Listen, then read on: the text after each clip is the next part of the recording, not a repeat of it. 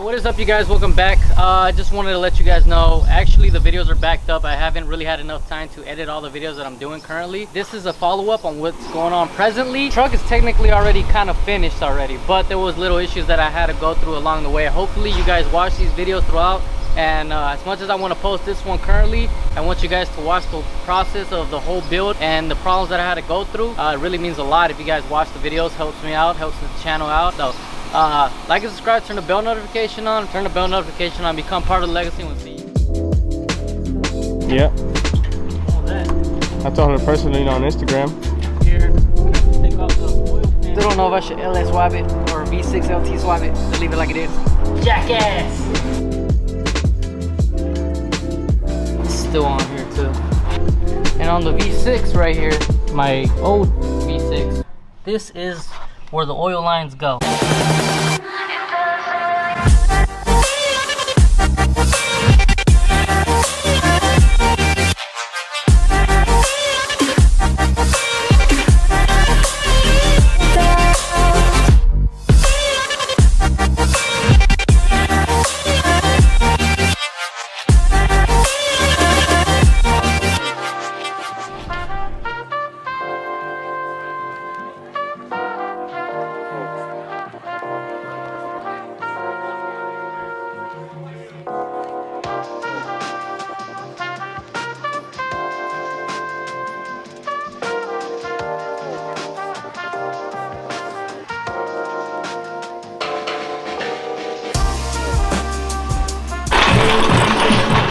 I would be bummed out doing this all over again, but I already know exactly how to do it already.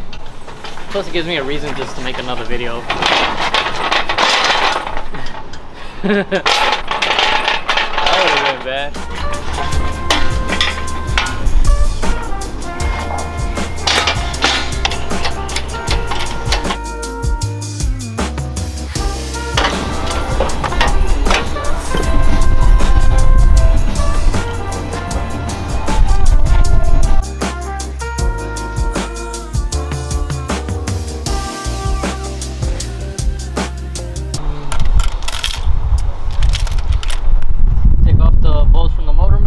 Up, put on the engine stand. Neighbors let me borrow, so I'm gonna open her up again, open up the front cover, and then we're gonna open up the oil pan, and we're gonna fix that tensioner. I don't want no hiccups at all. Okay.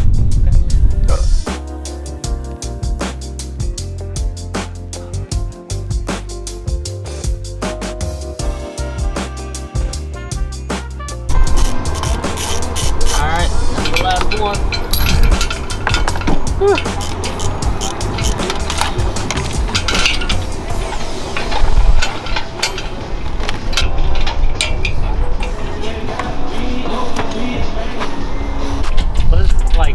Not the second time, but now that I know, it's kind of fun. I don't really mind doing it.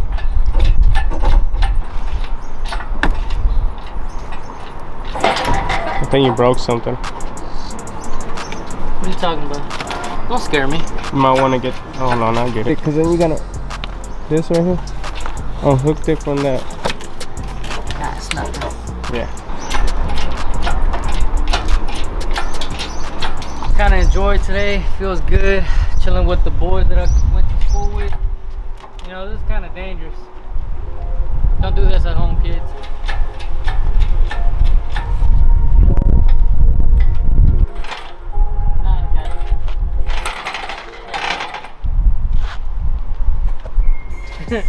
It's getting easier and easier. I'm gonna have to take off the front cover.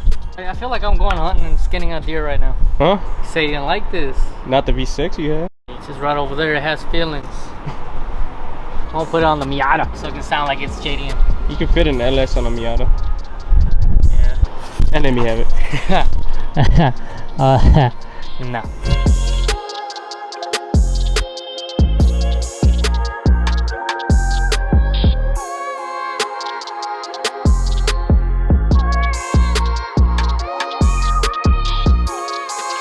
But finally, motor's out.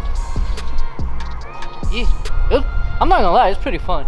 Really fun. I can't wait to start tearing down the Miata so we can start working on that, because as soon as this thing is running, I got that car for a reason. That thing's gonna need shitload of gas, and I drive a lot from Conroe to Pasadena to my house, maybe to some other places and such just to get errands. It's kind of fucking ass. So I thought ahead. I wanted to get the car. Fun to drive. Is a little convertible. You can just manually open up. You know, this is what I like about it. My other friend David, he always had Miatas and I always wanted one. I wanted a stick shift, but this one's manual, but it's all right.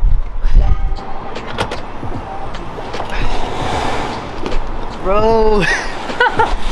Shout out to let me buy her car from her. Eventually I will sell it back to her if she wants it still, but we all might have fun in this little car. Still don't know if I should LS swap it or V6 LT swap it or just leave it like it is. I don't want to get on my ass. Pretty awesome car. Plus the girls like it. Got something loud and something quiet, something brilliant and something aww.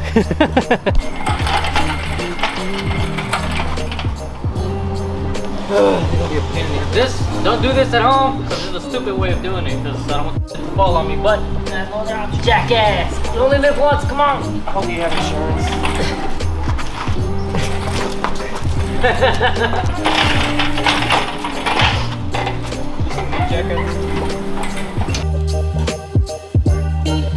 I should have done this from the get-go, but I wasn't thinking. Yeah, that would have been a safer way to doing it. Yeah. Hey, at least we had that adrenaline rush for a second. Oh, you're dying. Alright, we're just gonna have to wait till David comes, just to chill with him and just wait for the neighbors to come through. Shout out to them. They are mostly diesel related, but they're trying to do a lot of other kind of cool stuff. So they agreed to help me out. They actually seen me, like I was like, hey, how you doing? Is that what year is that truck? And he's like, hey Omar, I know you. And I'm like, oh, what's up, man? We're gonna get along. I told him that my problem and we're gonna torque it. We're gonna torque the flywheel as well. So I think we can get it all done. I also wanted to point out that you guys, what you have to do to swap it from a V6 to a V8, there's certain things you have to know.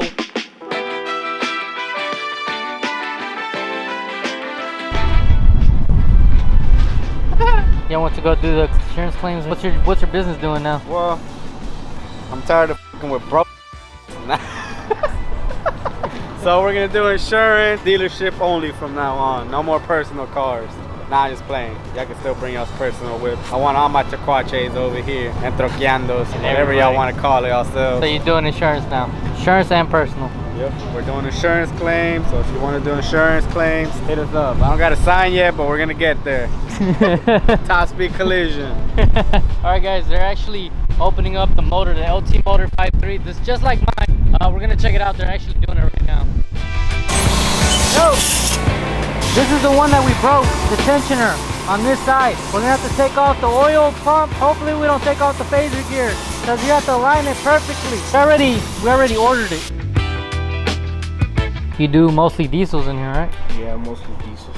This is your first LT? Oh, the LT, this 5th generation, yeah. I usually put my marks right there, so when I'm adjusting the valve, you can see where it's at, because right here, you're supposed to adjust one servo in this side, and then you turn it again, it'll be in the 12 o'clock position, which is over here, then you adjust the other side. You do one side at a time, you'll see when we adjust the valves. The main reason why I took the motor out so we can fix this tensioner right there. Yeah, with that, you gotta get the oil pan out. Why is it mostly recommended for this tensioner? So imagine on an RPM, higher RPM, this chain is loose, so it's gonna have a lot of noise. See how it's pretty tight. You want it tight. Take this one off, it's gonna be all loose. It's gonna make a lot of noise. Yeah, because there's a lot of LS owners that they told me that if this breaks, basically that stuff is inside the motor and kind of like going all over the place. So. Yeah, but that's when you have a lot of miles, man. And it's old already, over 200,000, 150,000. Yeah. Then it's brittle, you know. Right here, this one is new, man. It's made to last at least 200,000 miles. Yeah, well, I can't wait to start opening her up and again. Most of the time, the reason it breaks, and I can tell you for a fact, is because it's old and you try to move it, it breaks. But I never seen one that is broken inside. So we open mine, you'll see a new one. You'll see one. This is broke. So, yeah, because you broke it, right?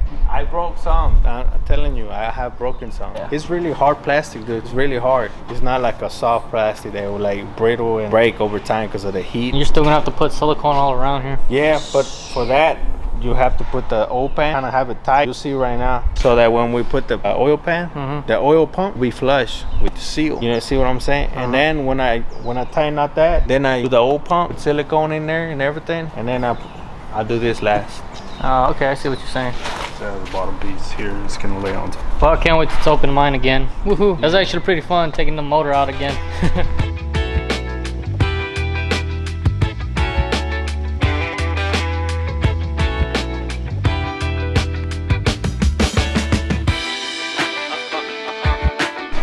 Alright guys, well, I'm going to put the engine on here. So I got all this right here because these are just too long. So I'm going to be putting it in here like that and then just adding it on right here. That was one of the problems I was dealing with right now. We are going to be putting the engine stand on the motor and start taking it apart. So we're just literally just taking off and the front cover so we can expose the phaser gear and the oil pump.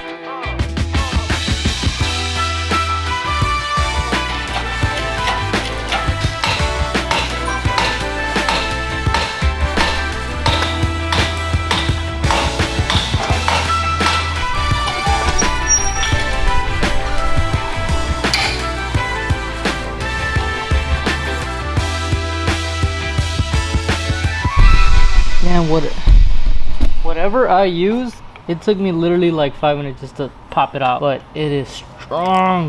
This stuff is strong, guys. I highly recommend it. And all the bolts are out already. Whoa. So what I'm gonna have to do is take off all this silicone again, but I have more in the car. So I'm gonna start taking everything apart. But here's the phaser gear.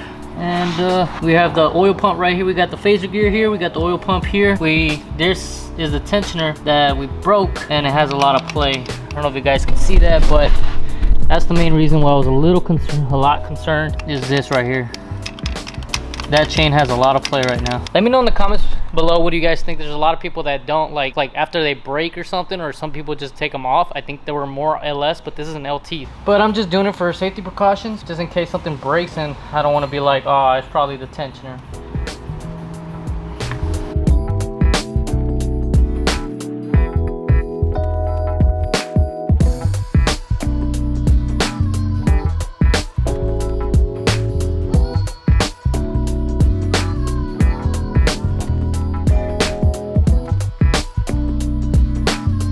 So I wanted to give you a clear visual on what's going on, what's the reason why certain things have to happen in order just to put the V8 in a truck that already had a V6. This right here on this side is the driver's side.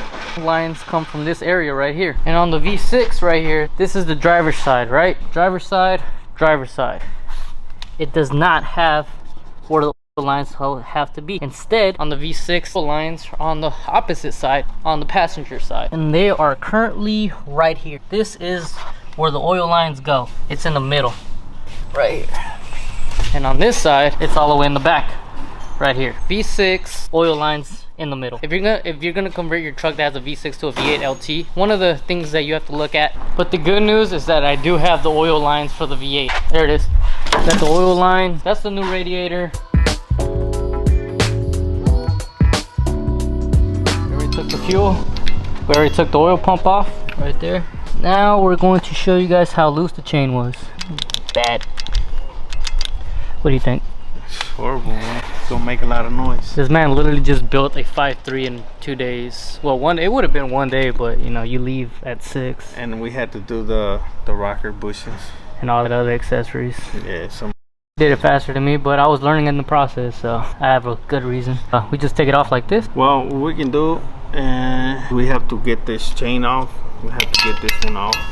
But if you want, just we'll turn it until it gets on time. So like that, you don't have to worry about it turning it again. You have the bolt for here, so we can turn it. Yeah, I got it. Let's put it so we can turn it, put it in time. We can take the phaser out, get it aligned. Get it aligned. Oh, I really want to change that tensioner because I honestly don't want any hiccups or any problems down the line. So what we want to do is put it in time. You see how this one has the arrow there? Yeah, right here. It's gonna be kind of hard because it has the spark plugs. I mean, we can take them off. Nah, it's okay. You still turn. That's why you hear compression. Turn. See that mark right there? Mm-hmm. Now, there's a procedure when you adjust your rockers. That's where you want to have it there and there. Supposed to be lying at 12 o'clock, and the key here is like a 3 o'clock position. This key right here. Yeah, so it's best when you're building the engine, when you're going to adjust your rockers, don't have this cover on, because if you have it on, then you can't see. Yeah. So me, what I did, I put a mark in here on the dot all the way down here, and I was able to put everything back in it and just go from there. But right now it's on the #1 compression. You see that slack creating right there? Every time I turn it, you see that slack? What's like? Oh yeah. A lot of compression. So now it's in time. That's good compression. It's in time right there. That little line, that little dot right there, and then the arrow right up there. And then you take the facer out. Little camera.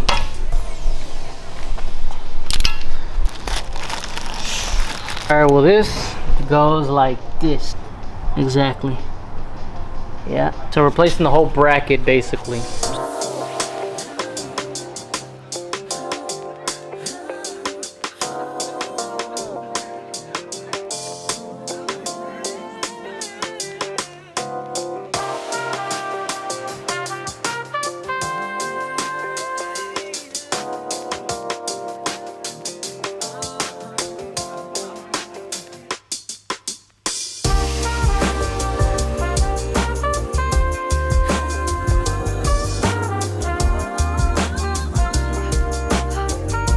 Thank you very much.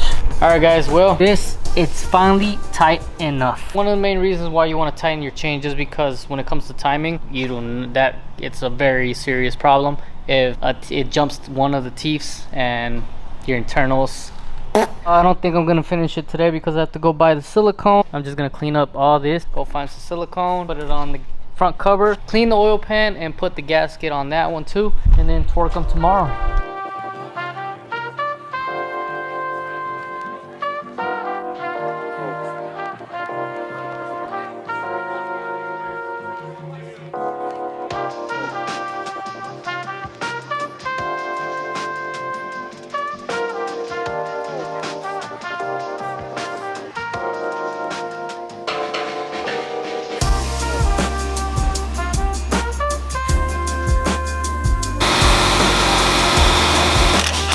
Decided to put the harness back on.